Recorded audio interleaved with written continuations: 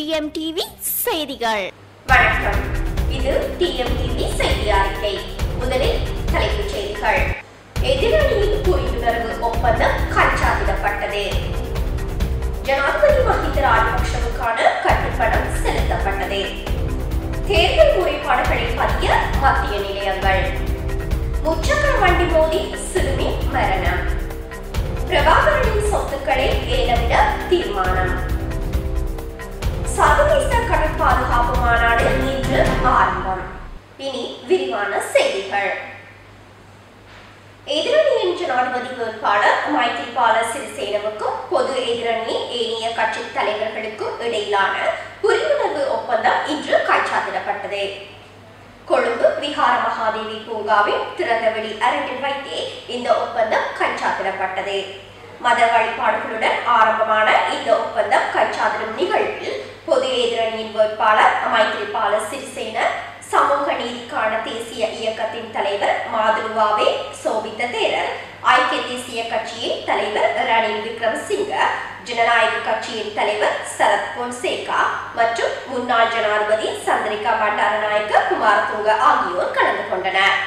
மேலும் ஜனநாயக தேசிய கட்சியின் நாடாளுமன்ற உறுப்பினர் அர்ஜுன ரணதுங்க, எதிரணியில் அங்கம் வகிக்கும் கட்சிகளின் தலைவர்கள், உறுப்பினர்கள், சிவில் அமைப்புகளின் உறுப்பினர்கள், நாடாளுமன்ற உறுப்பினர்கள் என பலர் கலந்து கொண்டனர். எதிர்வரும் ஜனவரி மாதம் 8ஆம் தேதி நடைபெறவுள்ள ஜனாதிபதி தேர்தலில் ஐக்கிய மக்கள் சுதந்திர கூட்டமைப்பின் சார்பில் போட்டியிடவுள்ள மஹிந்த ராஜபக்ஷவுக்கான கட்டுப்பணம் இன்று திங்கட்கிழமை தேர்தல் செயலகத்தில் செலுத்தப்பட்டது.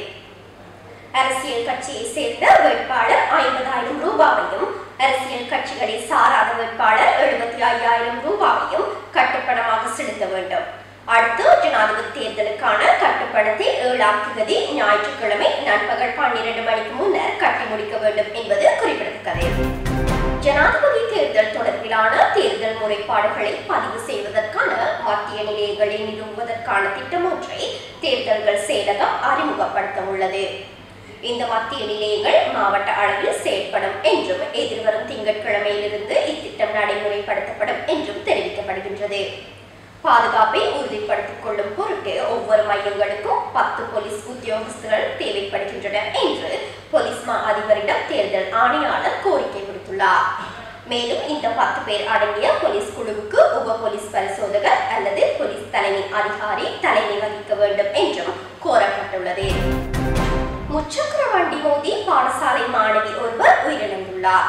இந்த விபத்து இன்று காலை ஹட்டன் மல்லியப்பு பிரதான வீதியில் இடம்பெற்றுள்ளது. ஹட்டனில் உள்ள தனியார் பாடசாலை ஒன்றில் கல்வி பயிலும் ராமநாதன் சௌமியா என்ற 7 வயது சிறுமியே இவ்வாறு உயிரிழந்துள்ளார். சம்பவத்தை அடுத்து முச்சக்கர வண்டியின் சாரதியை கைது செய்து மேலதிக விசாரணைகளை மேற்கொண்டு வருவதாக ஹட்டன் போலீசார் தெரிவித்தனர். இவ்விபத்தில் முச்சக்கர வண்டியில் பயணித்த பெண்ணொருவரும் அவரது பிள்ளையும் காயமடைந்துள்ளதாகவும் இவர்கள் டிக்கோயா ஆதார வைத்தியசாலையில் அனுமதிக்கப்பட்டுள்ளதாகவும் போலீசார் மேலும் தெரிவித்தனர். தமிழீழ விடுதலை புலிகளின் தலைவர் வேலுப்பிள்ளை பிரபாகரனுக்கு சொந்தமான 200 கோடி ரூபாய் பெறுமதியான சொத்துக்களை ஏலத்தில் விட அரசாங்கம் தீர்மானித்துள்ளது.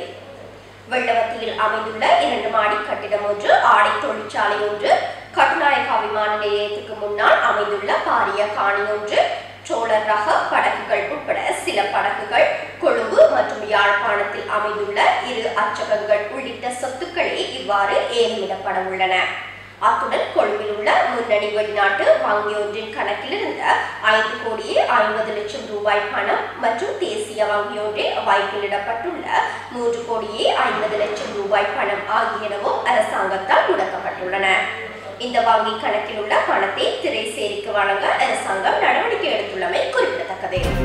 சமுத்திர நலனுக்கான ஒத்துழைப்பு மற்றும் ஒருங்கிணைப்பின் முக்கியத்துவம் எனும் தொனிப்பொருளில் காலி லைட் ஹவுஸ் ஹோட்டலில் காலி பேச்சுவார்த்தை 2014 எனும் சர்வதேச கடற்பாதுகாப்பு மாநாடு இன்று காலை ஆரம்பமானது. இந்த மாநாட்டில் பாதுகாப்பு செயலாளர் கோட்டாபய ராஜபக்ஷ, கடற்படை தளபதி வைஸ் அட்மிரல் ஜெயந்த பெரேரா, ராணுவ தளபதி லெப்டினன்ட் ஜெனரல் தயாரத் நாயக்க உட்பட சர்வதேச நாடுகளின் கடற்படை பிரதானிகளும் கலந்து கொண்டனர். இதேவேளை இந்த கடற்பாதுகாப்பு மாநாடு நாளை மாலை 5 மணிக்கு நிறைவடைய உள்ளது.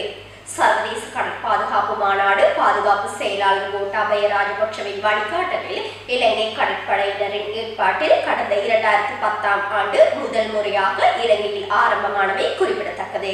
இத்துடன் செய்திகள் நிறைவு பெறுகின்றன. மீண்டும்